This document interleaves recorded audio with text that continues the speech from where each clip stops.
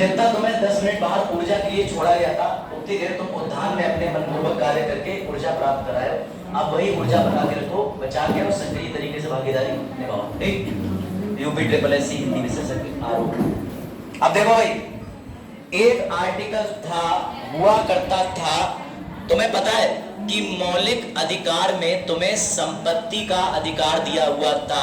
अब मेरी बात समझना, कल मैंने अनुच्छेद 19, पीछे अब बातें मत करो वरना समझ नहीं आएगा, फिर घर जाके रोओगे टीचर ने वाला पॉइंट पढ़ाया नहीं। जब वो पढ़ा रहा था तो तुम बात कर रहे थे। आर्टिकल 19 के 1 के F में कल हमने पढ़ा था कि संपत्ति अंतरण का अधिकार जो है वहां से हटा दिया था 44 में संविधान संशोधन 1978 विदाउट 1978। लेकिन एक अधिकार और था, उसका नाम था अनुच्छेद 31। वो भी संपत्ति के अधिकार की बात करता था। अब दोनों में अंतर समझ लो सर। अनुच्छेद 19 का 1 का F, 19(1)(f) ड़ा बोलते ना, ड़ा अंकी बिंदी वाला। ठीक, तो भैया वो 1978 में खत्म कर दिया। लेकिन एक आर्टिकल और था, आर्टिकल 31, वो भी संपत्ति के अधिग्रहण की बात करता था।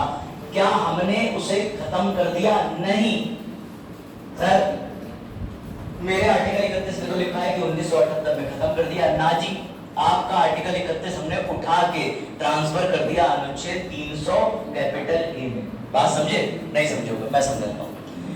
स्टोरी याद है कि नेहरू जी ने आजाद भारत में जब लोगों से जमींदारों के पास जाके संपत्ति मांगी, तब जमींदारों ने क्या कहा कि हमको चाहिए 2.5 लाख रुपए जमीन के, 250 करोड़। तब नेहरू जी ने कहा पागल हो गए हो, स्टेट हूं मैं, आर्टिकल 12, अभी एक विधि बना के फेंक के मारूंगा, सब जमींदारी तुम्हारी बंद हो जाएगी। लेकिन उसके बावजूद भी कोई भी जमींदार मानने को तैयार नहीं था। तब नेहरू जी को मजबूरन पास करना पड़ा अनुच्छेद, क्या हुआ पीछे, प्रिंस टॉपिक मिस हो जाएगा। अब बस थोड़ी देर सांस ले रहे हो तो वो भी रोक दो। इधर देखो, फिर सर हम लोग परमानेंट ही आपकी क्लास ले पाएंगे। हाँ, ले लेना परमानेंट। देखो, अनुच्छेद 31 का जब मामला आया तो नेहरू जी को लगा कि ये जमींदार अपनी जमीनें देंगे नहीं। तब वो गए अपने फेवरेट दोस्त B.R. अम्बेडकर जी के पास। अब बाबा साहेब संविधान के रचयिता, मोस्ट जीनियस पर्सनैलिटी, उन्होंने कहा क्यों परेशान हो रहे हो, अनुच्छेद 31 को हम लोग संशोधित कर देते हैं। और तब उन्होंने उसके अंदर 2 अनुच्छेद और जोड़ दिए, 31 का A, 31 का B और अनुसूची 9। 31 का A, 31 का B, अनुसूची 9। इसकी स्टोरी तो हम आगे सुनेंगे।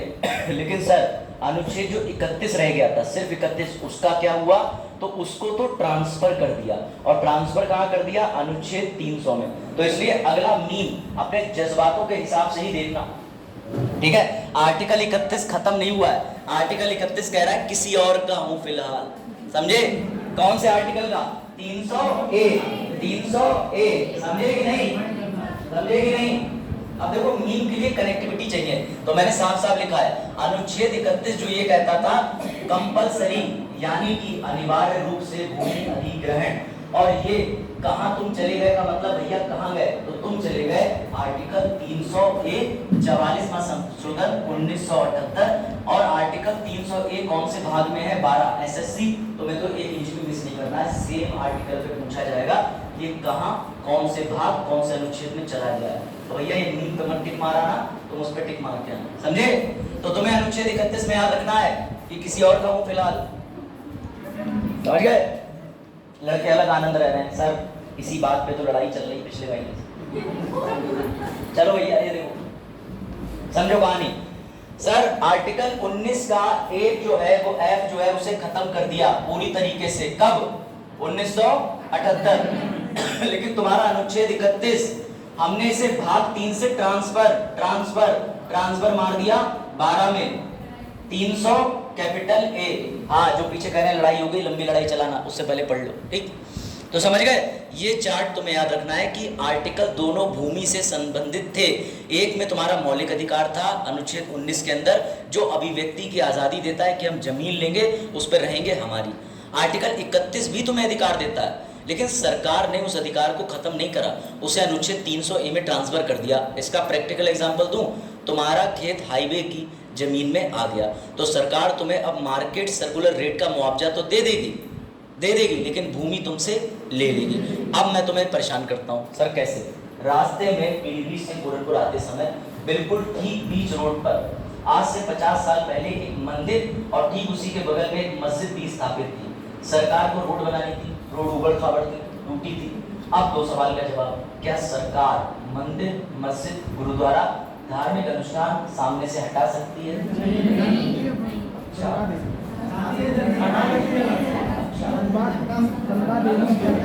फायदा तो ऐसे ही है,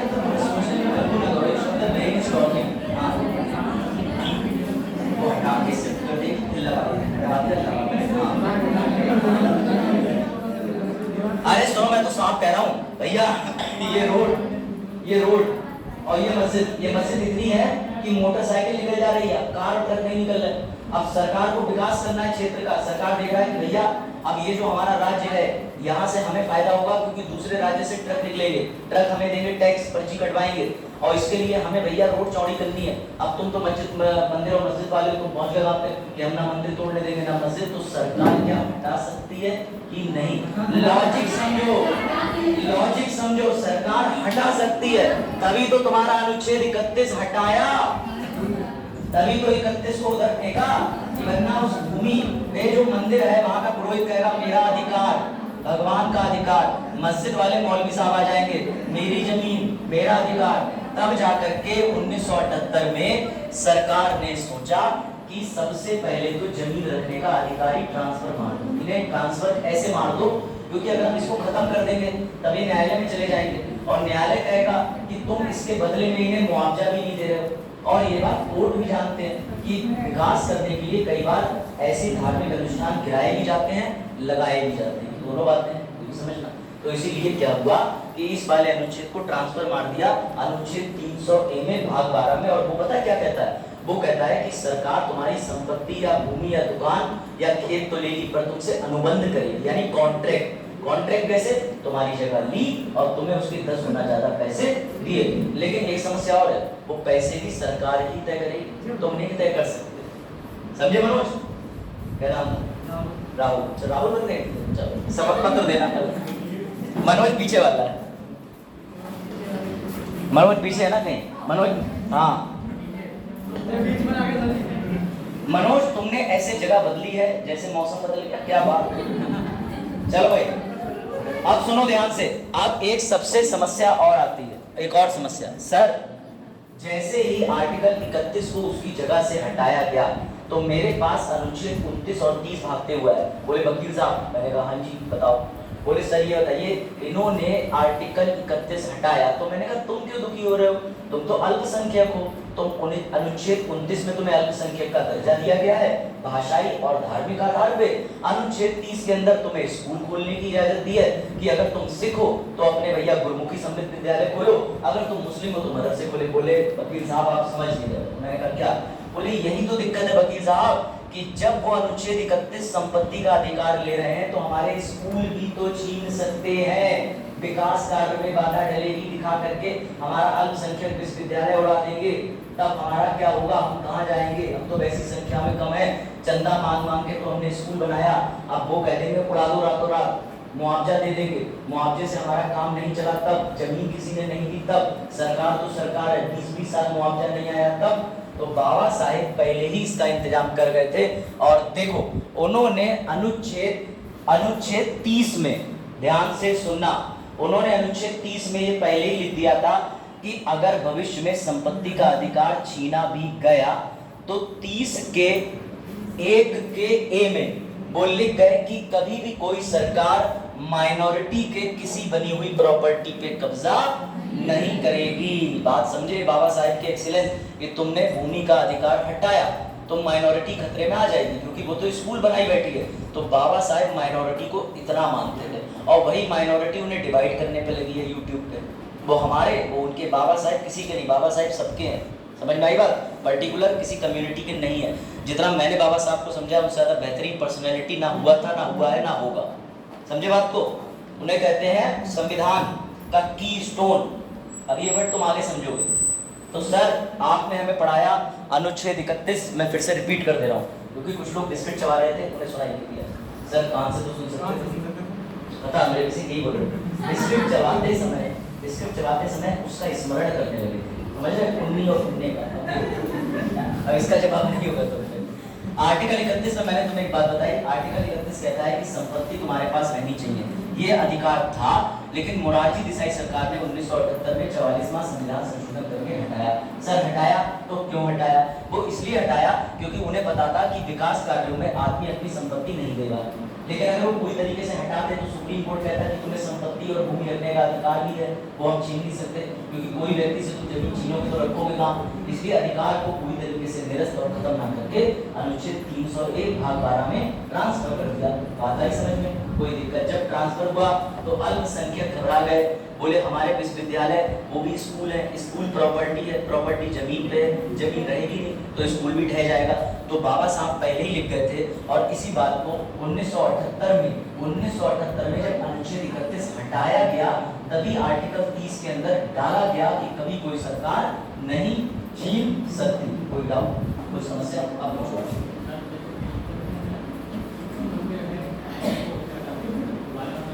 बिल्कुल, अब सुनो, ये कह रहे हैं कि मंदिर आया है हटा देंगे, ऐसे बहुत से केसेस हैं, इसमें धर्म जाति विशेष और सरकार पेंडेंसी में मामला डाल देती है। लेकिन अगर जैसे आप हुमायूं वाली जगह की बात कर रहे हैं, मैं नाम नहीं लूंगा, हुमायूं का एक धार्मिक स्थल जो भी उसकी बात कर रहे हैं, आप हाई कोर्ट चले जाओ और सरकार चले जाए हाईकोर्ट, आज हटेगा। अगर हटना जरूरी होगा तब स्टेट हाईवे के लिए अगर सरकार को जगह एक्स्ट्रा अलॉट करके, सब कोर्ट के ऊपर होता है, कोर्ट के पास वो लेके जाते हैं, अपनी दलील रखते हैं, कोर्ट की परमिशन से हट सकता है।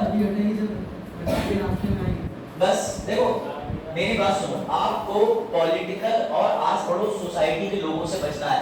आपके पड़ोस में सोसाइटी में ऐसे भी लोग होंगे जो कह रहे होंगे आईएएस कुछ नहीं होता, पैसा चलता है, ठीक, लेकिन प्रूफ नहीं कर पाएंगे कि पैसा देना कहाँ, ये भी तो नहीं बताएंगे, लेकिन उन्होंने देखा है, क्योंकि उन्होंने देखा नहीं है। जब उन्होंने सुना था तब किसी और के 6 अटेम्प्ट चल रहे थे, उन्होंने पैसा दिया था, जब उन्होंने सुना था तो किसी और ने। तो ये मिथ है।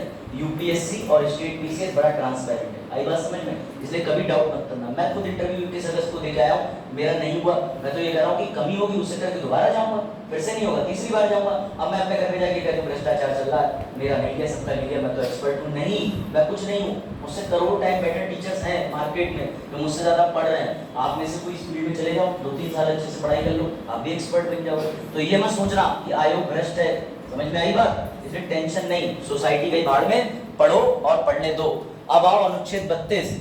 अब अनुच्छेद जो 32 है उसे बाबा साहेब ने, ये एसएससी का क्वेश्चन है, बच्चे तुरंत समझ जाएंगे, किस अनुच्छेद को हृदय और आत्मा बोला गया?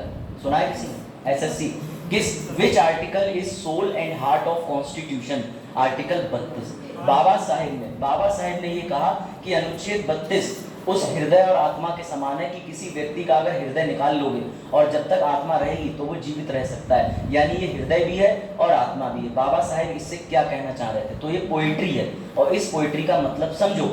किसी ने तुम्हारे आर्टिकल 12 से लेके 32 तक कोई भी अधिकार तुमसे छीनने का प्रयास करा तो अनुच्छेद 32 सामने आ जाएगा। अनुच्छेद 32 के पास संवैधानिक उपचार की शक्ति है। हो सकता है एसएससी प्रीलिम्स में एक क्वेश्चन बन जाए, विच article is called doctor of constitution. भविष्य में वो लोग बना सकते हैं, क्योंकि ये उपचार करता है किसका? तुम्हारे मौलिक अधिकार से जब तुम्हें वंचित किया जा रहा हो। कोई डाउट? सर कैसे करता है? तो समझो इंटरेस्टिंग चीज। आर्टिकल 32 जब बाबा साहेब लिख रहे थे तो बाबा साहेब को ये लगा कि अगर कोई व्यक्ति कभी परेशान होगा, उसके मौलिक अधिकार छीने जाएंगे तो वो जाएगा कहाँ? तो बाबा साहेब ने अनुच्छेद 32 के अंदर बनाया सुप्रीम कोर्ट की व्यवस्था। अनुच्छेद 32 का प्रयोग करके वकील सुप्रीम कोर्ट में जनहित याचिका डालता है। वकील की आवश्यकता नहीं, आप भी जनहित याचिका डाल सकते हो, और 5 प्रकार की रिटें भी आपको दी है। सर हाई कोर्ट का क्या काम है? तो हाई कोर्ट अनुच्छेद 226 में आता है, और हाई कोर्ट के पास भी 5 रिटों की शक्तियां हैं। सर हाई कोर्ट और सुप्रीम कोर्ट 2 जगह क्यों बांटा? ध्यान से सुनना अभिषेक और आगे राहुल, उन्होंने हाई कोर्ट और सुप्रीम कोर्ट में क्यों बांटा? मेरी बात ध्यान से सुनना। तुम उत्तर प्रदेश के रहने वाली, तुम उत्तर प्रदेश के रहने वाले, यहाँ पर तुम्हारे साथ सरकार ने कोई दुर्व्यवहार करा, तुम्हारा मौलिक अधिकार छीना। दिल्ली सुप्रीम कोर्ट एक ही है पूरे भारत का, वहां पर तुम गए अपना केस लेके, बेटा सुबह से शाम 28 राज्य और 8 केंद्र शासित प्रदेश हैं, तुम्हारा नंबर 1 हफ्ते के बाद आएगा।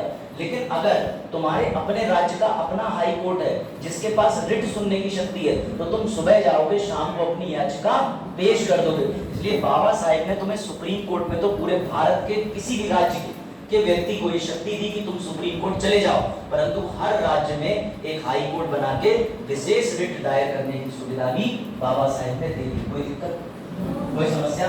एक्सीलेंस देखो उनकी, वो समझ के चलते थे कि यार उत्तर प्रदेश का आदमी है, वो दिल्ली पहुंचेगा, दिल्ली में वकील कहेगा 1 लाख रुपया, तो उससे बढ़िया हाई कोर्ट बना दो, उसका काम अपने हाई कोर्ट में 10,000 में चल जाएगा, क्योंकि सुप्रीम कोर्ट को फिर एकाधिकार मिल जाएगा ना। फिर तो वकील ये कहेंगे क्या डालने आए, बोले पड़ोसी ने जमीन रखी, अच्छा कितने की, 20 लाख, 10 लाख में दो तो बताओ हम मामला निपटाएं।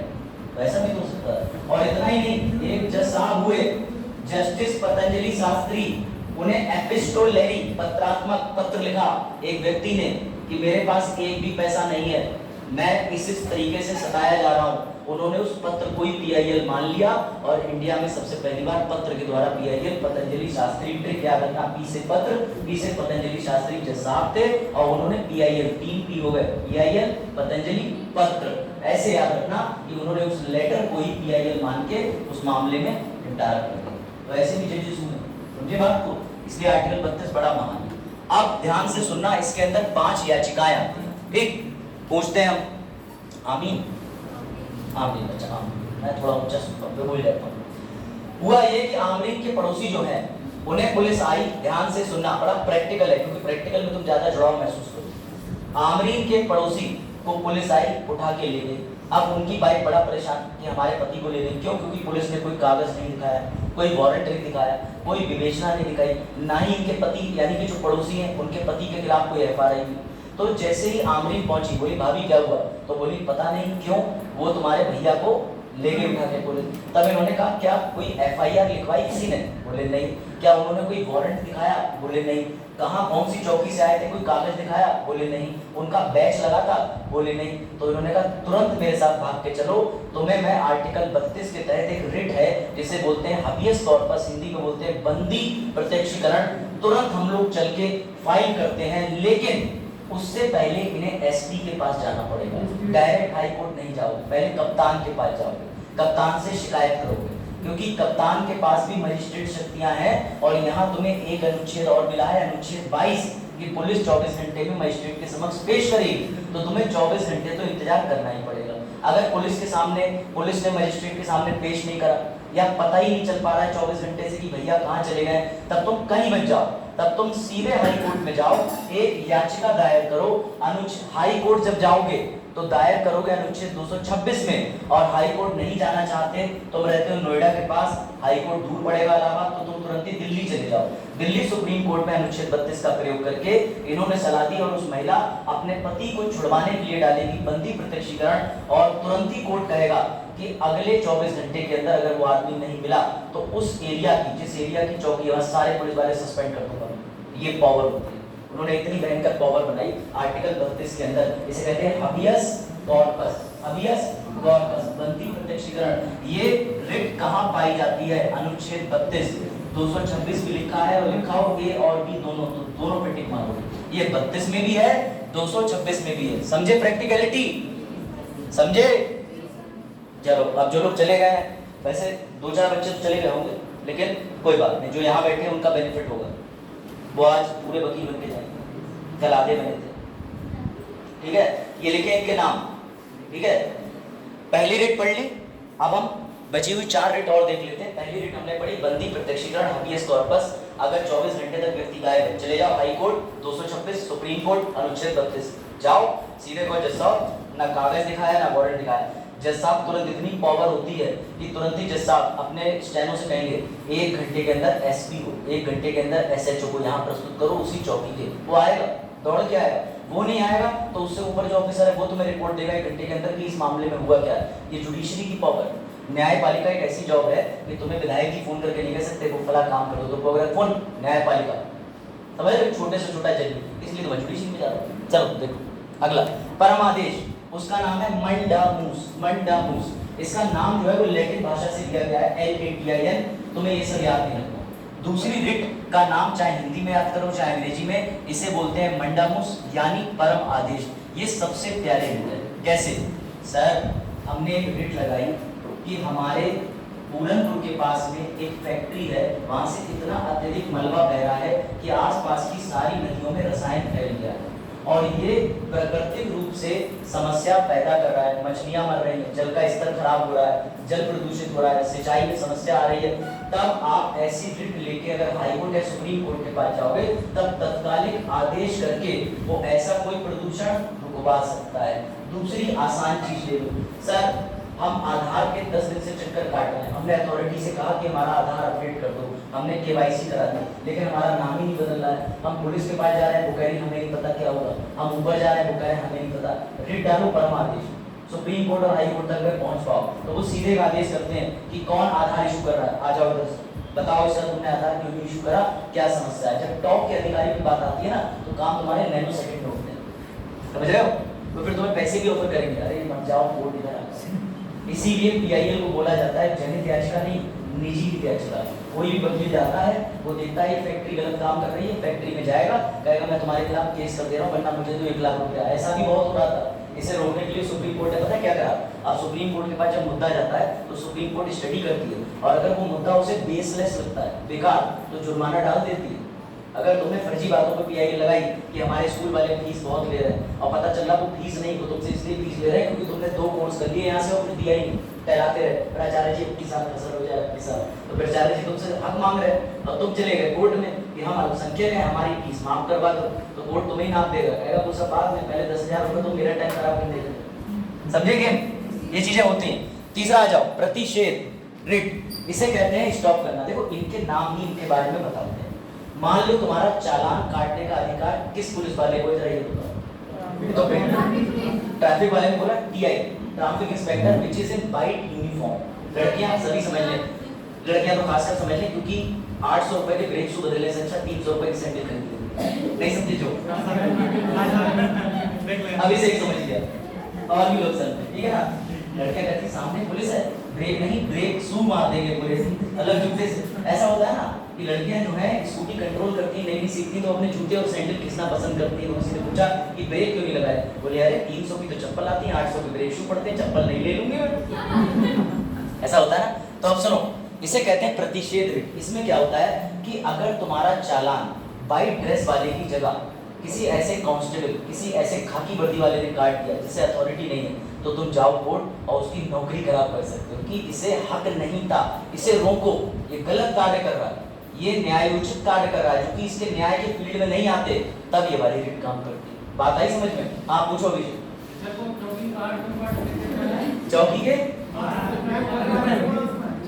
ये तो पता कैसे पता चलेगा, इसके लिए आपको पढ़ना पड़ेगा पुलिस अधिनियम 1861, एक ट्रैफिक अधिनियम के साथ। लेकिन मैं ये मानता हूँ कि हाँ, अनैतिक चालान कटते हैं, अनैतिक चालान कट, ये भी नहीं, कई वीडियो यूट्यूब पे पड़ी है, कई वीडियो यूट्यूब पे पड़ी है जिसमें चालान को पहले से टीआई इंस्पेक्टर की साइन है और साइन करने के बाद कौन काट रहा है, कांस्टेबल साहब बैठे। ये भी छोड़ो, मीडिया कर्मचारी काट रहे थे चालान। एक ऐसा भी शहर था, वहाँ मीडिया वाले हैं किसी पर्टिकुलर अखबार के, और वो भी रोक के इधर आओ चालान काटो, तो एक आदमी उतरा, उसने पहले 2 मारे, बोले तू पुलिस वाला, ये तो समझ आ रहा है रोक रहा है, तो फिर उन्हें नैतिक सजाएं मिलती हैं, रोड पे कपड़े पड़ते हैं, समझ गए। जब भीड़ मारती है तो भीड़ का कोई चेहरा तो होता नहीं, समझते हो, इसे मॉब लिंचिंग कहते हैं। तो इसलिए अपने अधिकार का दुरुपयोग नहीं करना चाहिए। अब अगले पे आ जाओ, अगली रिट है, देखो हाँ, अगली रिट है उत्प्रेषण, सर्टियोरारी। इसके बाद एक और, दोनों इंटरेस्टिंग है। देखो सर्टियोरारी जो रिट है, इस रिट को बोला जाता है उत्प्रेषण, ठीक। ये न्यायालय के काम की होती है। जैसे तुम्हारा जमीन का विवाद है और जगह है न्यायालय की पूरनपुर, लेकिन तुमने बरेली के न्यायालय में अपना जमीन का बात जाकर रजिस्टर करा दिया और तुम वकील से कह रहे हो ये पूरनपुर तहसील का मामला है, उधर न्यायालय में ट्रांसफर होगा, इधर नहीं होगा।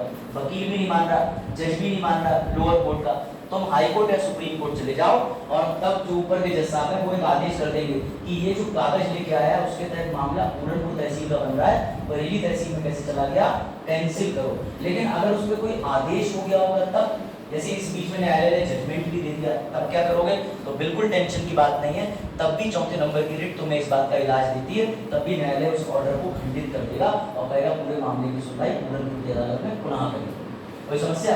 ये अदालत के लिए है, इसको आप ब्रैकेट में लिख लेना कि जो उत्प्रेषण की रिट है ये बेसिकली न्यायालयों के लिए बनी हुई है, इसमें कार्यपालिका का कोई हस्तक्षेप नहीं है। और विधायिका में तो कोई रिट लागू ही नहीं होती जो लॉ बनाते हैं। बात आई समझ में? और अगली रिट बड़ा इंटरेस्टिंग है, अगली रिट बड़ा इंटरेस्टिंग। हाँ फिर से रिपीट करो, चारों कर दो शुरू से, यही वाली मैं एक बार फिर से रिपीट कर दे रहा हूँ, उल्टा चलते हैं, 4 3 2 1 फिर 5, ठीक है। सबसे पहले 34 सर्टिफिकेट आई, इसका मतलब होता है सिंपल सी चीज कि तुम्हारी कंप्लेंट, आप रहने वाले हो पूरनपुर, ठीक, आपने अपनी आईडी सिम लेने के लिए पूरनपुर की दुकान में ली, उसने आपकी सिम में बरेली का एड्रेस डाल दिया, गलत कर दिया। अब कल को आपका वेरिफिकेशन होगा, कुछ भी होगा, तो बरेली के एड्रेस की वजह से डॉक्यूमेंट में समस्या आएगी।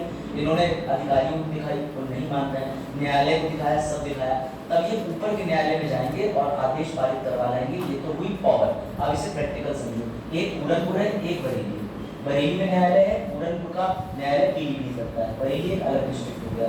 अब जमीन है पूरनपुर में, तो उसका मामला अदालत का पीलीभीत में चलेगा। बरेली से क्या मतलब, जहाँ की संपत्ति वहीं की अदालत, जो पास में है वहाँ का विभाग। अब वकीलों ने कह लो या गलती कह लो या कोर्ट की गलती कह लो, इनकी एफआईआर या इनका जो जमीन का विवाद था वो दर्ज हो गया बरेली के थाने में और बरेली की अदालत में चल रहा है। तो ये अपनी शिकायत लेके हाईकोर्ट या सुप्रीम कोर्ट जाएंगे रिट संख्या 4 में कि सबसे पहले तो आप इस एरर को ठीक करो कि बरेली से ट्रांसफर करके पीलीभीत के एरिया में डालो। बात आई समझ? इसे कहते हैं चौथे नंबर के। इससे वापस उल्टे पे आ जाओ, तीसरी वाली रिट थी, तीसरी वाली रिट ऊपर चली गई, प्रतिषेध रोकना, इसमें सिर्फ किसी आदेश को रुकवाना, पुलिस वाला गलत चालान काट रहा था उसे रुकवाना, ठीक, कोई समस्या? अब लास्ट वाली और समझो, इन्हें समझा दिया, चल लास्ट वाले पे।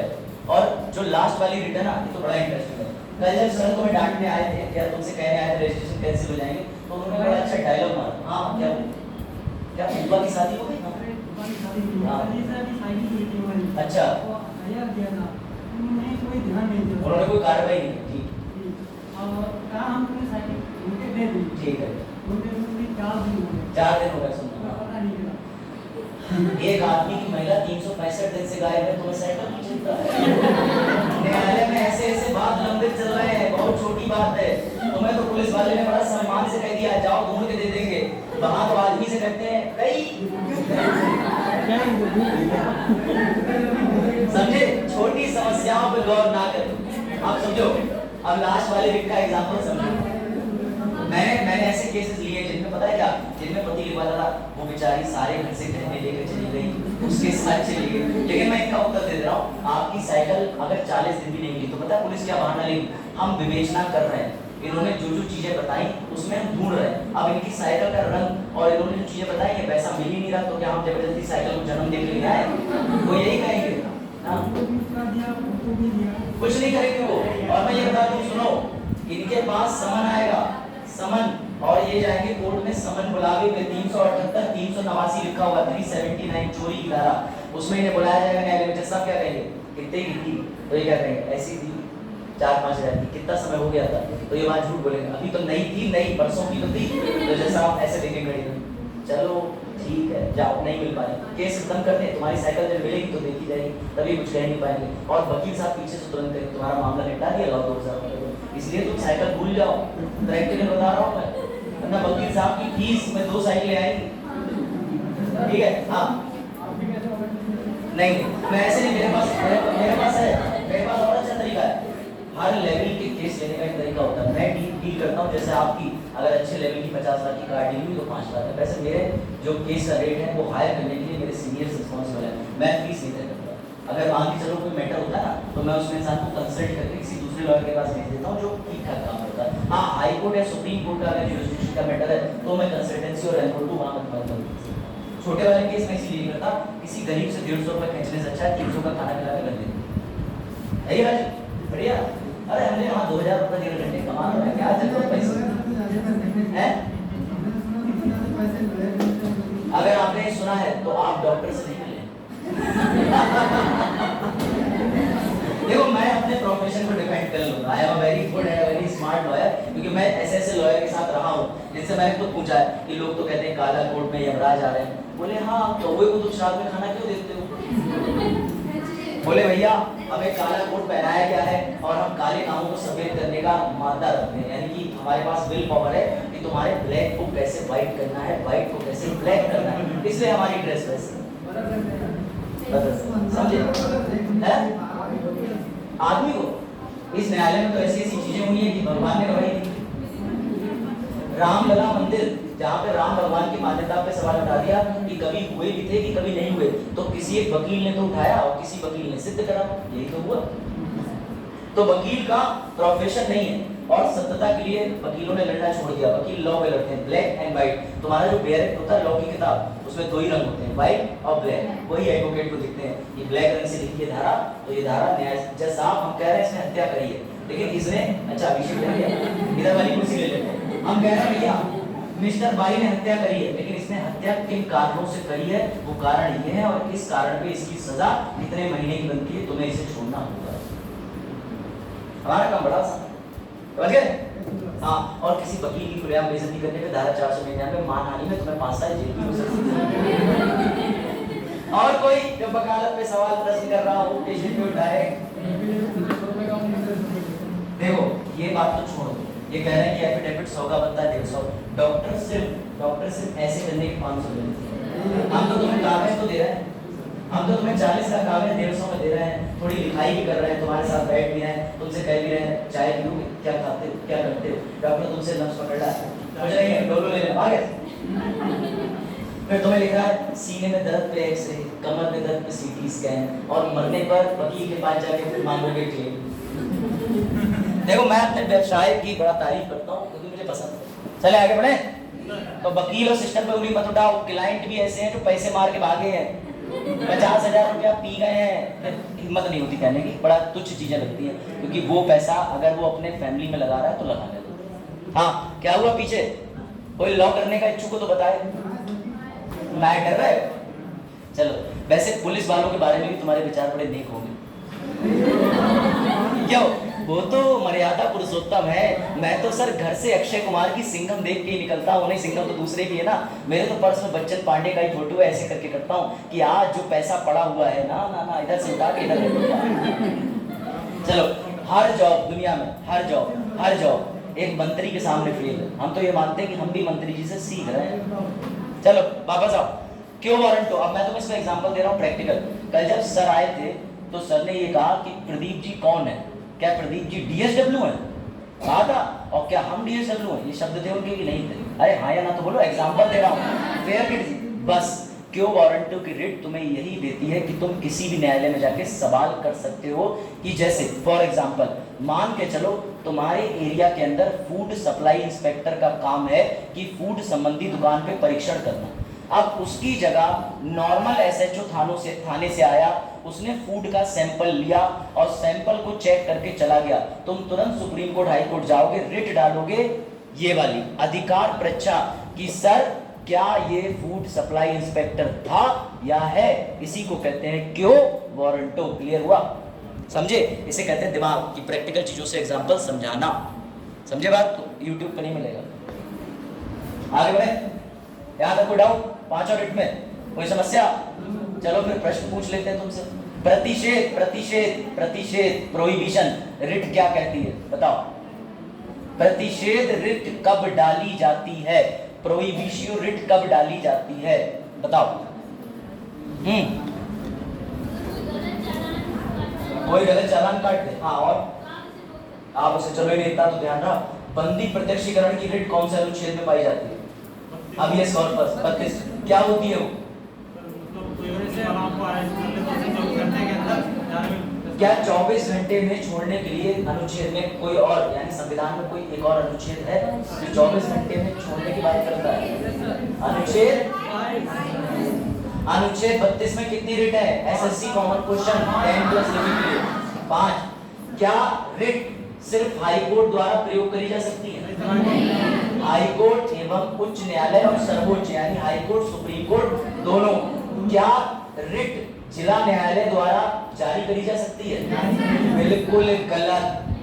डिस्ट्रिक्ट कोर्ट को पावर नहीं है, सत्र न्यायालय को पावर नहीं है, पीलीभीत में जिला न्यायालय, बरेली में जिला न्यायालय, इनको पावर नहीं है। पूरे उत्तर प्रदेश का एक हाई कोर्ट इलाहाबाद अनुच्छेद 226 में उसे शक्ति है। क्लियर हुआ? कोई समस्या? सर चौकी पे हम गए, पुलिस वाला एफआईआर लिखने के लिए पैसे मांग रहा है, हम एसपी के पास गए, उसने कह दिया कि सबूत लेके आओ, हम पे सबूत नहीं है, लेकिन उसने हमारे सबूत को माना भी नहीं क्योंकि वो खुद पुलिस वाला था।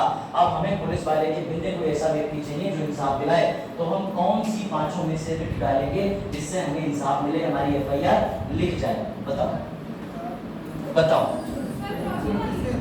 बताओ। मैं पांचों रिट लगा दे रहा हूँ, पांचों मैच द फॉलोइंग करा दे रहा हूँ, रुक जाओ। अच्छा चौथा डालोगे? अभी जब सब दिखेंगे तो कहोगे तीसरा, दूसरा, पहला। हाँ भाई लोग बताओ, match the following. Sir FIR लिखवाने गए, नहीं लिख रहा, एसपी के पास जाते हैं, एसपी के जाने के बाद अगली स्टेप होती है 156 न्यायालय, न्यायालय भी नहीं लिख रहा, तो कौन सी रिट लिखवाओगे? बताओ किसे? हाँ ऐसे उंगली मतलब एक, कौन सी वाली? बताओ कौन सी? Simple simple. अगर कोई भी निचला अधिकारी ऊंचे अधिकारी का आदेश या आदेश नहीं मान रहा तो हम अपने से ऊपर के पास जाएंगे परम आदेश करवाने। परम आदेश, परम आदेश, मंडा मूस कि भैया टॉप अथॉरिटी से कहा आदेश करो, एफआईआर ये क्या, इसके पिताजी भी लिखेंगे। बात आई समझ में? तो जब आदेश कराने होते हैं तो परम आदेश रिट चलती है। तुम्हारे कागज बैनामा रजिस्ट्रार, सब रजिस्ट्रार, तहसीलदार नहीं दे रहा, रखे पड़ा 1 साल से, और तुम्हारे कागज साइन करके उसे तुम्हें देने हैं, तुम्हारा जाति प्रमाण पत्र, निवास प्रमाण पत्र, आधार नहीं दे रहा कोई तुम्हें, और अगर वो अनुच्छेद 12 के तहत सरकारी आदमी है या सरकारी कंपनी में लगा हुआ प्राइवेट आदमी भी है, तो तुम उसके ऊपर दूसरे नंबर की रिट डाल सकते हो। कोई डाउट?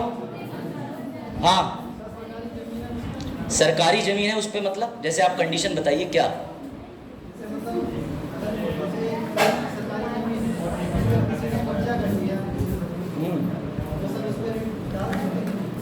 सरकारी जमीन जिसकी है वो छुटाएगा ना, आप समझे नहीं? सरकारी जमीन सरकार की है, सरकार की जमीन पे आपने कब्जा कर लिया तो सरकार आपके खिलाफ मुकदमा लिखवाएगी।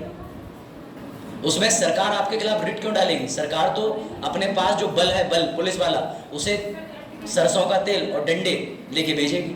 फिर जितने लोग बैठे हैं उनके साथ ओलंपिक्स खेला जाएगा, है नहीं? ओलंपिक्स होता ना। चलो बढ़े आगे। अब देखो ये रिट तुम्हें समझ आ गई, ये रिट तुम्हें पता चल गई, लेकिन जब तक तुम प्रीवियस ईयर क्वेश्चन नहीं लगाओगे सब भूल जाओगे। समझ रही हो नूरी? थोड़ा सीरियस आपको आप लगा लेना। अभी तक लगता है कि हाँ, क्योंकि वहां से भाग के नूरी आई ऐसे। और भी इधर जो लोग सीरियस हैं, जिन्हें यूपीएससी, एसएससी, पीएससी निकालना है, क्योंकि मैं बहुत मार्च तक तुमसे मिल रहा हूँ, मार्च के बाद बैच ओवर हो जाएगा, फिर जब शुरू होगा तो अगर सही रहा तो कहीं नौकरी पे होऊंगा, नहीं रहा तो यहाँ पढ़ा रहूँगा, जो भी कर रहा हूँ, लेकिन हमारी मुलाकात के बीच में गैप हो सकता है। तो जब तक हूँ पढ़ लो, वरना बाद में कहोगे कोई आया ही नहीं पढ़ा। ले भैया अगला रेट, अगला एक और बता दे।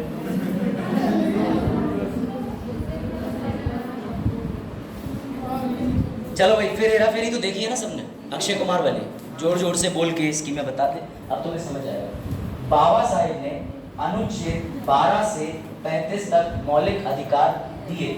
मौलिक अधिकार अमेरिका से लिए थे, ये मैंने शुरू में बताया था, यूरोप से Magna carta, America bill of rights. मेरी बात ध्यान से समझना, सवाल ये है कि 33, 34, 35, 12 से लेके 35 तक मौलिक अधिकार हैं, अनुच्छेद 32 को 33 से पहले ही क्यों रखा? अब इसका ये बच्चों वाला उत्तर मत देना, क्योंकि 31 के बाद 32 आता है, 33 से पहले 32 आता है। मुझे पता है, मेरी मैथ 3 इंटर, मुझे पता है राजीव यही 32 से 33 से पहले आता है, इतना आसान।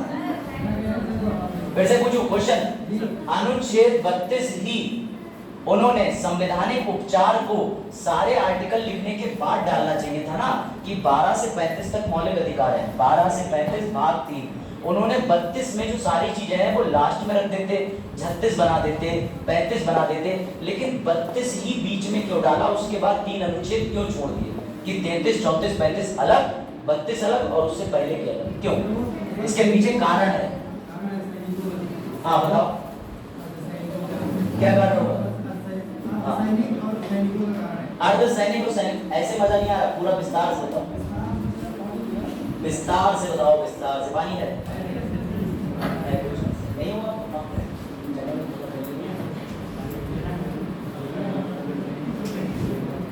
हाँ भाई बताओ क्या उत्तर?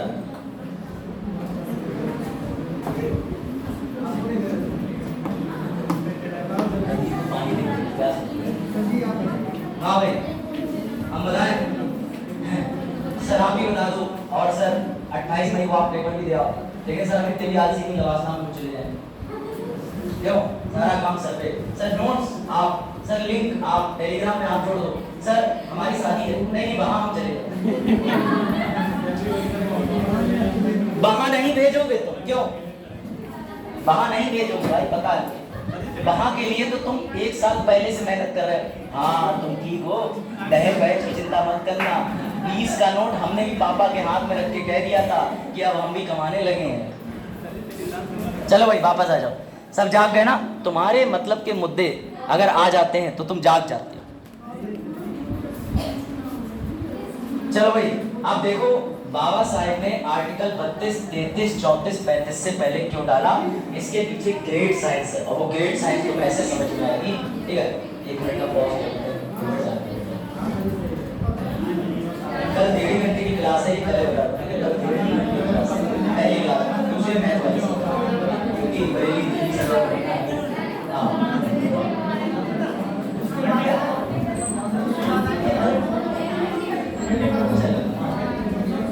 नहीं उसके बाद देखो इस महीने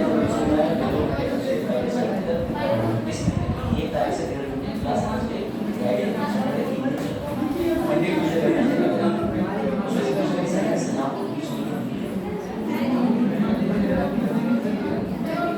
आप देखो अपनी पढ़ाई दूसरों की पढ़ाई दिल्ली से लड़ने की मुझे फायदा ये है आ जाओ आप महाराज जी बात बताना, वापस आ जाओ इधर। अब जिन लड़कियों ने अपना जेंडर बदल लिया था, अगली बार इधर ही बैठे, ठीक है, अपने जेंडर का पालन करेंगे। इधर बॉयज इधर गर्ल्स अलग, समझ रहे हो। अब सीट नहीं थी तो इस वजह से आज बच्चे कम थे, लेकिन स्ट्रिक्टली रूल के लिए बोला गया है, ठीक है, तो ये ध्यान रखना। मुझसे सुबह भी आते हुए बोला गया कि बॉयज और गर्ल्स के सेक्शन का एडमिशन कराया जाए। बाकी ये बीच वाला एरिया तो मैंने बनाया क्योंकि मैं तुम तक पहुंच सकूं तो मुझे बता है ना, ये ताकि तुम सो रहे हो तो मिला डुला के ऐसे कल 2-3 लोग मिला के तुम्हारे तो लिस्ट में। लेकिन राजीव प्लीज हो जाए नहीं दे यार। चलो भाई अब ध्यान से सुनो इधर भी, अब आगे वाले वंचित रह जा रहे हैं, इनके पास ज्यादा आएंगे। इधर आर्टिकल 32 सबसे बड़ी बात, आप सुनो ध्यान से, कंसेप्ट समझ लो। अगर मान लो मैं एक पर्टिकुलर आइडियोलॉजी विचारधारा का व्यक्ति, पीछे कुछ और बता रही, माइक ले लो, चल कोई बात नहीं, वापस आ जाओ, मैं समझाते हूं। आर्टिकल 32 ध्यान से समझना, एक और जटिल सवाल यूपीएससी का और आसान होता हुआ आपके लिए। अगर मैं सरकार बना, आर्टिकल 12, मुझे महसूस हुआ कि बाबा साहेब ने 12 से लेकर 35 तक को प्रोटेक्ट करने के लिए एक हथियार बनाया, अनुच्छेद 32, जो सुप्रीम कोर्ट भेज रहा है, 226 भेज रहा है हाई कोर्ट। मान लो मैं सरकार बना, सांसद बना, संसद में पहुंचा और मैंने आर्टिकल 32 और 226 ही तुमसे छीन लिए, तब क्या होगा, जरा सोच के देखो। तो सवाल ये है कि आर्टिकल 32 की सुरक्षा कौन करता है। आर्टिकल 32 तो सबकी सुरक्षा कर रहा है, पर क्वेश्चन ये है कि आर्टिकल 32 को कौन प्रोटेक्शन करता है, बताओ भाई इधर। उच्च न्यायालय ना, ये कह रही उच्च न्यायालय, इसलिए मैंने पहले कहा कि मैंने हाई कोर्ट का 226 भी खत्म कर दिया, 32 भी खत्म कर दिया। अब तुम्हारे मौलिक अधिकार में नहीं दे रहा, कर मिले जो कर लो। अब बताओ, हाँ कौन सा 33 नहीं, ध्यान से सुनो, excellence of Baba Saheb. Article 32 को सेल्फ पावर मिली हुई है कि कभी कोई सरकार उसे छीन ही नहीं सकती, ये समझ लेना। ना तो आर्टिकल 32 कभी छीना जा सकता है, आर्टिकल 32 बेसिक स्ट्रक्चर है। अब सर ये आपने नया शब्द फेंका कि मूल ढांचा, ये जब हम अगली बार मिलेंगे तब मूल ढांचे का सिद्धांत समझाऊंगा, ठीक। आप सुनो, बोल दे रहा हूं, आप अभिषेक सुनो। आर्टिकल 32 जो है, मैंने कहा कि सरकार बनी, सरकार ने आर्टिकल 32 को आपसे छीन लिया, 226 को छीन लिया, अब हम हाई कोर्ट नहीं जा सकते, सुप्रीम कोर्ट नहीं जा सकते, कैसे पहुंचे न्यायपालिका तक। तो याद रखना कि आर्टिकल 32 खुद का सेल्फ डिफेंस करता है, खुद का प्रोटेक्शन करता है, बाबा साहेब ने पहले ही बोल दिया था। तीसरा सवाल, सर 33, 34, 35 से पहले ही क्यों डाला, क्योंकि बेटा 33, 34, 35 अपवाद हैं मौलिक अधिकार के। सर कैसे अपवाद? अभी तुम्हें समझाता हूँ। 33, 34, 35 कैसे? राजीव का एग्जांपल ले लेते हैं। अब सुनो, चलो राजीव का एग्जांपल ले लेते हैं। किसी का पीछे से एग्जांपल ले लेते हैं, जो बच्चे सो रहे हैं उनका ले लेते हैं। आपका नाम पीछे स्टार, इसे इंग्लिश में यश मैक कहते हैं, बड़ा अच्छा शब्द है, बताओ। हाँ अब याद हो गया, ट्विटर, हाँ बताओ। हिना, अच्छा तो उनकी फ्रेंड हिना जिनके भाई वो वाला सिस्टम इधर पहुंच गया। चलो भाई अब सुनो ध्यान से। हिना ने अपने भाई को फोन मिलाया। क्वेश्चन इसका कांसेप्ट समझिएगा, पकड़िएगा। हिना ने अपने भाई को फोन मिलाया, वो 2 साल से करती है। हिना ने कहा भैया कैसे हो? भैया ने कहा मैं ठीक हूँ। उन्होंने पूछा आप कहाँ हो? तो हिना ने कहा मैं तो आजकल पूरनपुर जा रही हूँ, क्लासेस ले रही हूँ, पॉलिटिक्स सब बढ़िया चल रहा है, तैयारी कर रही हूँ। फिर हिना ने पूछा आप बताइए आपकी नौकरी कैसी चल रही? बहुत बढ़िया। तब हिना ने पूछा भाई इस ईद आप घर आएंगे? तो बोले हाँ। फिर उन्होंने पूछा आप हैं कहाँ? तो इनके भैया ने कोई जवाब ही नहीं दिया। हिना ने फिर पूछा भैया आप कहाँ हो? तो भैया ने कोई जवाब नहीं दिया और फोन काट दिया। क्यों? आर्टिकल 33 एक्टिव, बिकॉज इनके भैया raw, IB, army, military, intelligence ऐसी किसी भी सर्विस में अगर कोई व्यक्ति जाता है तो आर्टिकल 33 स्पष्ट रूप से लिखता है, अभी जूम करके दिखाता हूं कि आर्मी, मिलिट्री, रॉ, इंटेलिजेंस या सरकार तुम्हें सैन्य, मार्शल आर्मी ऐसी किसी भी सेवा में भेजेगी, तुम्हारा कोई मौलिक अधिकार नहीं है। इनकी सिस्टर को जानने का हक था, लेकिन अगर उन्होंने बता दिया अपनी अभिव्यक्ति की आजादी की प्रयास करा, मौलिक अधिकार प्रयास करा, तो नेशनल सिक्योरिटी खतरे में पड़ जाएगी। इतना ट्रस्ट अपनी सिस्टर भी नहीं कर सकते। This is power of article 33। अब ये चाहे सोचे कि मैं आर्टिकल 32 का प्रयोग करके सुप्रीम कोर्ट चली जाऊं और सुप्रीम कोर्ट में जाकर कह दूं कि मेरे भैया की वहां लोकेशन मुझे बताओ, तो इन पर सेंट्रल गवर्नमेंट हंसेगी ना। तुम्हारे भैया ने जिस दिन ज्वाइनिंग ली थी तो आधार कार्ड के नीचे जो 3-4 और दस्तावेज थे वहीं पे लेटर ऑफ कॉन्फिडेंशियलिटी था, और जिसमें साफ-साफ लिखा था कि मैं फला फला फला नेम से डैश साइन करके खुद को देश की आर्मी और स्वतंत्रता, संप्रभुता, अखंडता की रक्षा के लिए समर्पित करता हूं। इसीलिए उन्हें शहीद बोला जाता है। कोई डाउट? समझे? मजा आया? चलो अभी और मजा आ रहा है, तुम रुक जाओ, अभी आधा ही है, पूरा काम हो गया। अब ऐसे एग्जांपल ही तुम्हें मिलेंगे, ये समझो। अब सुनो एक और चीज, अब तुम्हारे दिमाग में घोड़े दौड़ेंगे और एक और सवाल का जवाब आएगा। अब मैंने अपने भैया को फोन मिलाया, ध्यान से सुना कंडीशन, ठीक है? इसलिए मैंने अपने भैया पे लिया क्योंकि तुम लोग बड़ा स्टेटस में ऊपर। तो सुनो, मैंने अपने भैया को फोन मिलाया, मैंने कहा भैया हिना के भैया तो लोकेशन नहीं बता रहे, तुम तो वहाँ पे रसोईया हो, पता है ना सबको, वहाँ रसोईया, जूते पॉलिश करने वाले, काम डिवीजन होते हैं, सब होते हैं। मैंने भैया तुम तो बता दो तुम कब आ रहे हो? तो वो भी चुप हो गए। मैंने कहा तुम क्यों चुप हो गए? बोले गधे आर्टिकल 33 दोबारा पढ़ना। मैंने कहा क्यों? बोले आर्टिकल 33 में लिखा है कि ना सिर्फ खुफिया एजेंसी, बल अधिकारी, वहां काम करने वाला, वो देखो वो लिखा है जहां वो हाथ बना है, गैर लड़ाकू कर्मचारी जैसे नाई, बढ़ई, मैकेनिक, रसोईया, इन सभी पर आर्टिकल 33 लागू होता है। यानी आपके भैया भले ही वहां आर्मी में रसोईया हो, बाल काटने वाले हो, लेकिन वो भी आर्टिकल 33 के अंतर्गत कवर्ड है। कोई डाउट? कोई डाउट? नवनीत क्लियर हुआ? तो army is a responsibility, army is not a job. जब तुम्हें लगे कि तुम अपने माँ बाप, भाई बहन सबसे दूर हो सकते हो और अपनी उन्नी उन्ने से भी और ख्याल रख सकते हो खुद का और देश का, तब भैया अपनी उन्नी उन्ने से कहना जय हिंद, और वरना चुपचाप एसएससी जीडी निकालो, बहुत नौकरियां। समझे? चलो भाई अब अगला आर्टिकल समझो। सर आर्टिकल 34, आर्टिकल 34 ये ऐसे तथ्य, ये सब संविधान में लिखे हुए हैं, लेकिन फर्क इतना है कि तुम्हें पढ़ाने वाले ने वो किताब नहीं लिखी, तुम्हें बनाने वाले ने। अब मेरा LLB, LLM, PhD सब तो हो रखा है, सब तो चल रहा है, तो मैं यही सब पढ़ता हूँ तो मुझे मजा आता है। फिर क्रिएटिविटी के साथ तुम्हें जोड़ता हूँ तो तुम्हें मजा आता है। इसी बात के पैसे, समझे? वकील के पैसे नहीं होते, उसके ज्ञान के होते हैं सामने। अब अगला क्वेश्चन, सर जलियांवाला बाग पढ़ेंगे, जलियांवाला बाग, ठीक है? जलियांवाला बाग घटना में देखते हैं तुम्हारे इतिहासकार ने तुम्हें कितना बताया और तुम्हें कितना पता है। फिर मैं तुम्हें आज एक नया तथ्य बताऊंगा। पहले ये बताओ कितने लोग यहाँ बैठे हुए ये जानते हैं कि सैन्य विद्रोह क्या होता है, जिसे हम प्यार से कहते हैं मार्शियल लॉ। सुना है? सुना है? जो लोग आर्मी, पुलिस स्पेशली तैयारी कर रहे हैं, अगर तुम्हें सैन्य नहीं पता कि सैन्य बल क्या होता है या सैन्य शासन क्या होता है, तो सोचो, मूड़ो। लेकिन मैं पूछ रहा हूँ कि मार्शियल लॉ क्या होता है, पता है किसी को? 2 या 2 से अधिक एक साथ आराम से बैठ के बताओ। बैठ जाओ जवान, बैठ जाओ।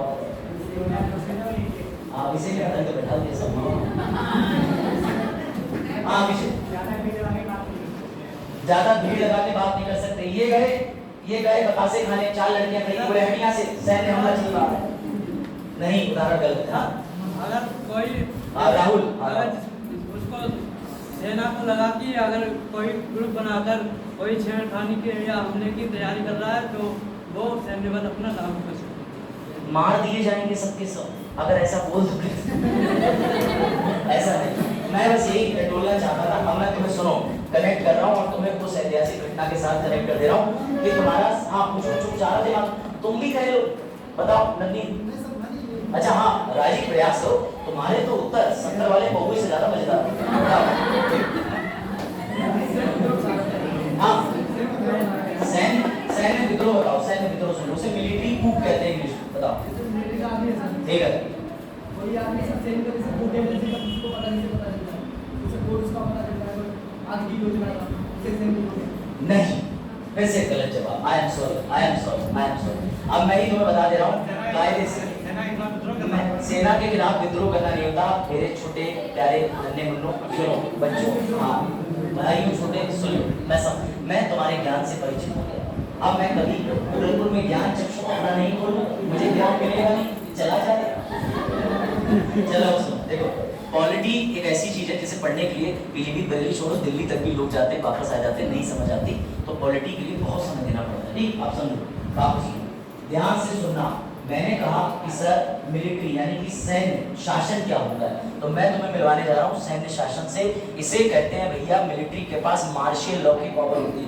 पहले एक करंट का एग्जांपल दे दूं, म्यांमार में मार्शियल लॉ चला था कई दिन। एक और एग्जांपल दे देता हूं जिसमें आप कंफ्यूज हैं। पाकिस्तान में कोई भी प्राइम मिनिस्टर शासन पूरा नहीं कर पाता, उससे पहले सेना आती है और एक दिन कहती है शेख साहब से या जो भी वहां पर रहे हो प्राइम मिनिस्टर कि हटो कोपचे में, सरकार हम चलाएंगे, तुम्हें तमीज नहीं है। ठीक है, बिल्कुल। क्या चीज? म्यांमार में हाँ चला था मिलिट्री को, म्यांमार में सरकार कर रही था। अफ्रीका कॉन्टिनेंट में होता है, गुड करंट कैपिटल। अब सबसे बड़ी चीज को होता क्या है, तो लोग सुनो, वो वही होता है जब मिलिट्री को पूरे भारत में या किसी भारत के भूभाग में किसी हिस्से में संसद द्वारा पावर दे दी जाती है, जाओ कुछ भी करो, हम लोगों को देख लेंगे, तुम्हें पूरी छूट है। वो होता है सैन्य शासन। कैसे? अब मैं तुम्हें कनेक्ट कर रहा हूं, मुझे ये बताओ, अच्छे से सोच के बताना। जनरल डायर को ब्रिटेन की सांसद ने यहाँ पर 13 अप्रैल 1919 जलियांवाला बाग के कांड में खुला नरसंहार था अमृतसर में। गेट इधर से बंद, लोग कुएं में कूदे, गोलियों के निशान आज भी हैं। डेटा में 367 लोग मरे, लेकिन अनगिनत लोग मरे थे, जितने थे सभी को पता है। डॉक्टर सत्यपाल कुचुलू और एक और थे, 2 लोग थे ना, इन लोगों की आजादी के अगेंस्ट। लेकिन सवाल क्या जगत प्रिंस और मैं इसलिए स्टोरी समझा रहा था कि तुम बात करके वापस आ जाओ, और तुम बुला नहीं पड़ा। सुनो, 13 अप्रैल 1919 को जनरल डायर ने घटिया काम करा। एग्री? उसे वहां मेडल क्यों दिया गया? तभी तो उधम सिंह ने बंदूक उठा के गोली मारी थी, उसके मेडल सेरेमनी में उधम सिंह। इसीलिए पीलीभीत से आगे उधम सिंह जो नगर बनाया वो छोटे थे। हाँ बिल्कुल, पीलीभीत के आगे मतलब मजूरा के आगे पार करके उत्तराखंड है, तो उधम सिंह नगर, तो जो उधम सिंह नगर है उन्हीं के नाम पे पड़ा है। पढ़ना हिस्ट्री। अब वापस आ जाओ, जब जनरल डायर ने ये अपराध किया था, उस समय इंडिया में सैन्य शासन लागू था। पार्लियामेंट ने साफ कह दिया था, कुछ भी करो, आर्मी ले जाओ, जनता कंट्रोल करो, चारों तरफ बगावत का माहौल है। जब सामान्य जनता बगावत करे, सांसद आर्मी का प्रयोग करे और आर्मी तुम्हारे साथ कुछ भी करे, जिसकी जिम्मेदारी संसद ले ले, उसे कहते हैं सैन्य शासन। इसीलिए 13 अप्रैल 1919 को जनरल डायर ने जो भी किया उसे ब्रिटेन ने मेडल दिया, क्योंकि ब्रिटेन ने क्षतिपूर्ति अपने ऊपर ले ली कि हमने आदेश दिया था। और अगर तुम उसको गलत समझते तो सजा देते। अब सुनो एक और twist, conceptual point. Sir Jammu Kashmir के अंदर फिर जो सेना है वो 200-250 दिन से है, वहां की जनता को परेशान कर रही है और संसद ने है, तो वहां पे क्या कह सकते हैं मार्शियल लॉ। सर असम के अंदर एक एक्ट चलता है, Assam special forces protection act, आसपा, सर वो भी लग जाता है। वहां पे सेना को पूरी ताकत होती है, सेना पुलिस बल की तरह मारती है, पीटती है, लेकिन तुम्हें जो पता है वो मैं बता रहा हूँ, उससे भिन्न पीछे क्या बात मेरी डिस्टर्ब आपका कंसेप्ट छूट जाएगा, रिपीट नहीं होगी क्लास है, बहुत लिमिटेड है। आई एम वेरी सॉरी, तुम्हें आईआईटी जेएनयू की चीजें मैं यहाँ पे वो कर रहा हूँ, समझ रहे हो ना, ये नहीं मिलेंगी कहीं, वेरी सॉरी। इसलिए मेरा यूट्यूब चैनल भी नहीं है, वरना मैं उस पर बैठ के वीडियो बना रहा होता। आओ 5000 लाइक तो सुन लिया करो। फिर से सुनो, अगर आपका असम में लगा हुआ है और अगर किसी तरीके का स्पेशल सैन्य बल जम्मू कश्मीर में लगा हुआ है, तो मेरी बात ध्यान से समझना, क्यों हम उसे सैन्य शासन नहीं बोलेंगे? क्योंकि जब जब जम्मू कश्मीर में कोई फौजी अपराध करता है, जब जब असम में कोई फौजी अपराध करता है, आफ्स्पा एक्ट के तहत उस पर कार्रवाई होती है, यानी संसद जिम्मेदारी नहीं लेती। तो इसलिए हम कह सकते हैं कि आजाद भारत में आज तक कभी सैन्य शासन नहीं लगा। अब पूछो पीछे कोई बात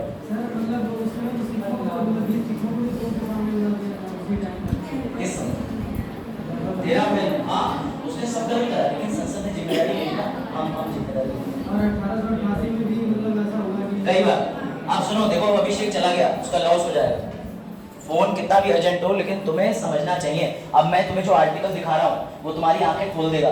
भारत की किताबें तुमने बहुत पढ़ी होंगी, हाँ सर हमने इंडिया की सारी किताब पढ़ ली, लक्ष्मीकांत, डीडी बासु, विजन, आइए सब पढ़ लिया। अब तुम सुनो, तुम्हारे गुरुजी कहाँ से चीजें निकाल के लाते हैं, और जब तुम्हें जान के पता चलेगा तब थोड़ा तुम्हारा भी अट्रैक्शन बढ़ेगा टीचिंग के प्रति। ये देखो, ये है भैया यूनिवर्सिटी ऑफ मिशिगन 1817। तुम्हें जान के हैरत होगा, विदेशों में पॉलिटी पढ़ाई जाती है, वहाँ तुम्हारा चैप्टर है, यूनिवर्सिटी ऑफ मिशिगन का सीधा चैप्टर है, ये लिखा है।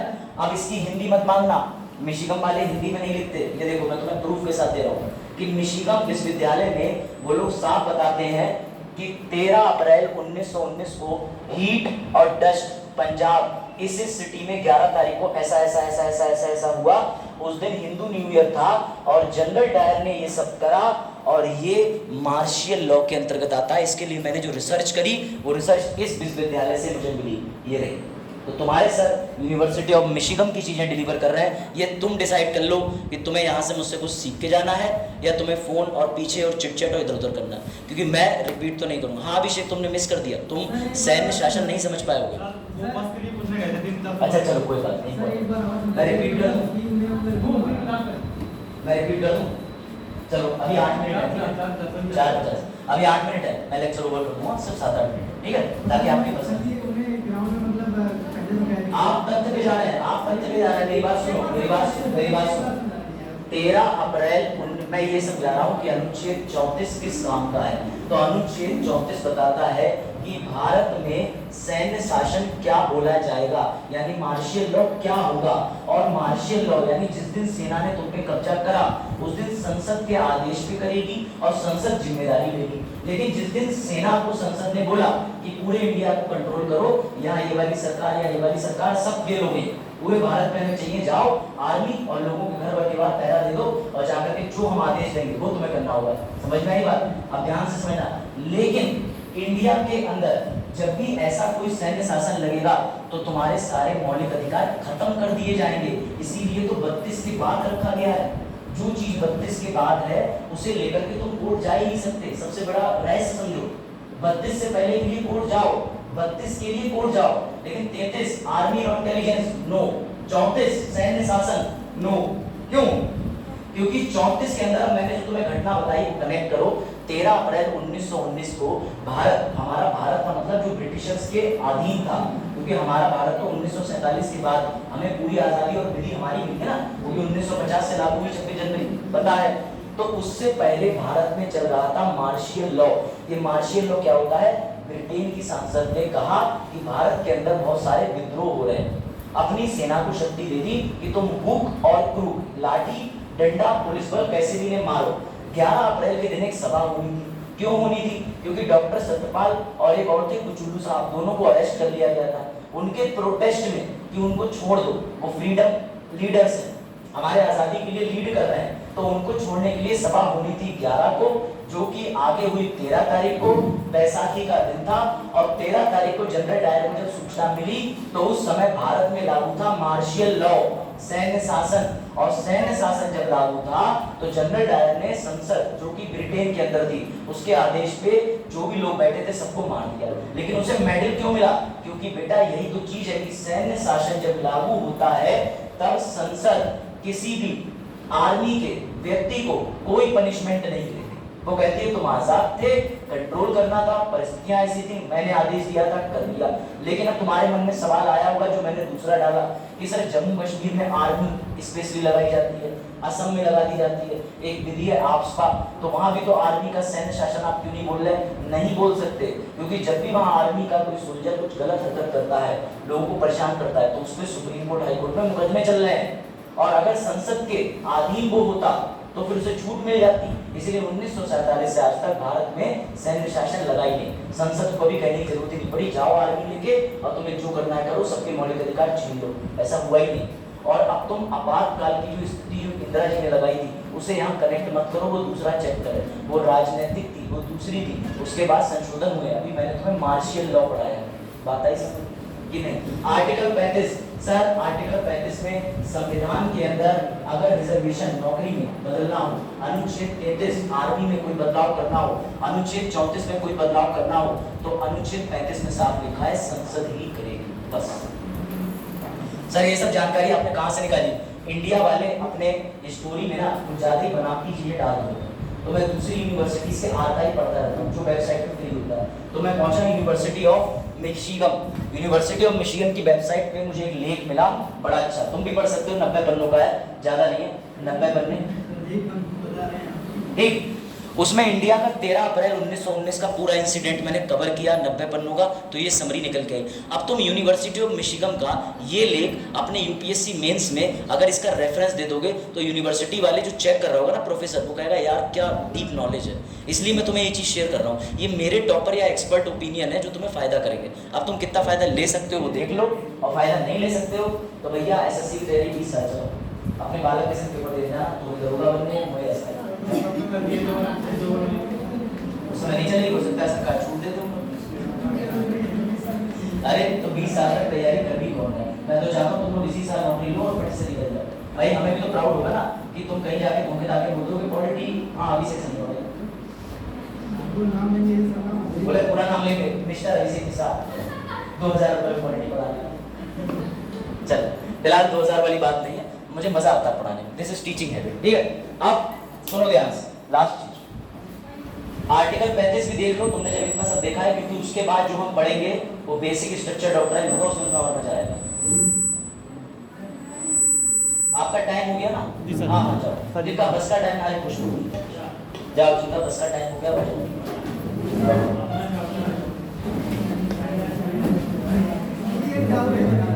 हाँ मैं डाउट लूंगा भाई, अभी मैं नहीं जा रहा हूँ, मेरी मोटरसाइकिल है, मेरी बस नहीं। अभी मुझे 40 किलोमीटर पाउडर खाते हुए अच्छा हाँ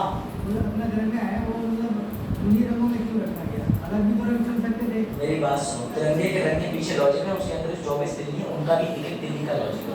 लेकिन सवाल ये है कि तुम लोग वो क्वेश्चन उठा लेते जिसका पॉलिटी से कोई लॉजिक नहीं। ये आया वो क्वेश्चन मैं बता रहा हूँ, उसका 3 रंग जो हमने लिया था, इसके लिए फ्लैग कमेटी बनी थी, और कमेटी आपको पता होनी चाहिए कि किस किसके अधीन होकर के बनी थी। झंडे का नक्शा डिजाइन करा था पिंगली भैया ने, पता है आपको भी नहीं पता। और झंडे के लिए जो कमेटी बनी थी उसके सदस्य कौन थे बताओ? जेडी कृपलानी, पता है कि नहीं पता है?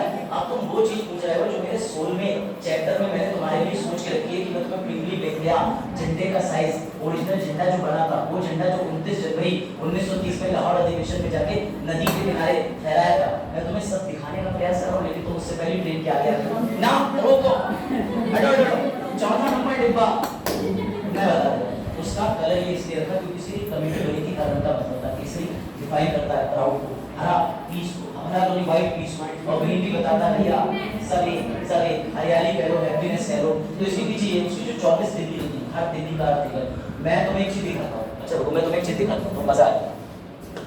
चीज का मतलब ये है कि मेरा रिसर्च जिस पे चल रहा है, मैं रिसर्च कर रहा हूँ इसमें, मैं तुम्हें अपनी रिसर्च में एक फाइल दिखाता हूँ।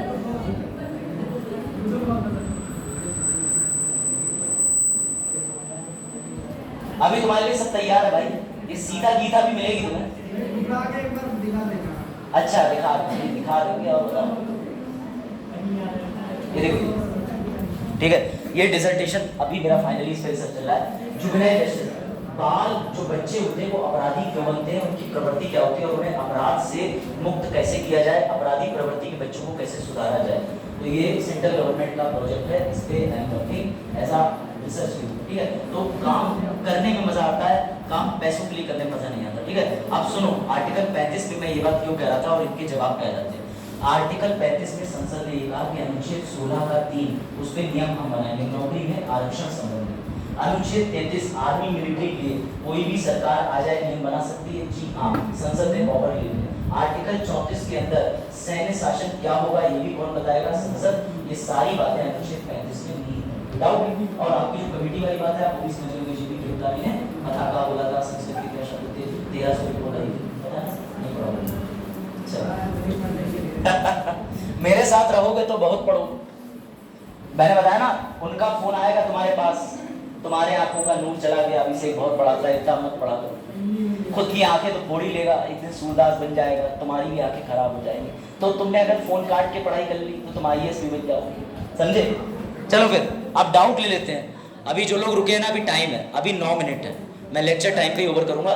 तब तक तुम में से जिसको भी कोई डाउट है अपना हाथ रेस करो और अच्छे वाले ईमानदारी के डाउट पूछो, ठीक है। बचकाने डाउट मत पूछना, सर जी हम घर जाए तो रोड पे जाए सड़क पे जाए। हाँ इधर क्या ऐसा तुम्हारा, मैं दीवार पे हकीम रहमानी हर गुरुवार मिले वो नहीं हूँ भैया। हाँ कुछ क्या नहीं, ये जो आप बात कह रहे हो वो सूरदास लोग स्लैंग में कहते हैं, लेकिन सूरदास जन्म थे या नहीं थे इसका UPSC। हाँ हिंदी साहित्य वाले का लेना देना है। मैं टिप्पणी नहीं कर सकता, कैमरा बंद होने के बाद। हाँ बताओ,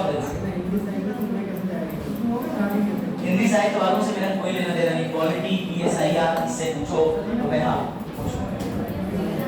हाँ किसी पूछो सर नहीं बोली, इसके अलावा क्वालिटी रेलिवेंट। अब ये नहीं सर मौसी की लड़की ने जहर दे दिया पड़ोस की लड़की को, कैसे बचाएं, उसके अलग से 5000 रुपए कंसल्टेंसी के हैं, 90 मिनट के ले आ। मेरे हिसाब से सब करने हैं, मैं कभी उन चीजों पर टिप्पणी नहीं करता जहां मैं जाऊं, वो मेरा विषय है। आपके लिए हिंदी वैकल्पिक विषय की कमेटी अरेंज होगी, अगर आप में से कोई UPSC मेंस तो उससे पूछना। हाँ बताओ, इस पर रिसर्च करना, आपको इसका आंसर मिलेगा। तब तक बाकी लोग ये निकाल लो केबिन चढ़ के, अगर आप निकाल रहे तो चलो भाई करब। हाँ और कोई सवाल पूछो या मैं पूछूं? मुझे 5 प्रकार की रिटेन कौन से अनुच्छेद में, रिटेन कौन से अनुच्छेद, याचिका है कौन से अनुच्छेद में। इधर आप लोगों को इधर से आवाज आएगी ना। अनुच्छेद 30 में कौन सा केस पढ़ा था आज हमने, सिक्किम मणिपाल यूनिवर्सिटी के मालिक का नाम क्या था, टीमा पीता PM भाई असम सुन गया, पता है तुम्हारी नस कहाँ दबी हुई है। ऊपर आर्टिकल लिखे हैं, इससे सर ने पूछा 32 सर, मेरे तो अभी जहन नहीं था, मैं तो सुबह 32 पढ़ के निकला था सर। आज पापा भी कह रहे थे 32 रुपए है क्या तेरे पास, ले जा नीचे से बीड़ी ले ले। सर बंडल 32 का नहीं आता तो झूम भी 70 का नहीं आता, क्यों भाई। चलो तुम लोग ले मैं जो समझते हो बढ़िया। कैमरा भी बंद कर दीजिए, कैमरा बंद कर। हाँ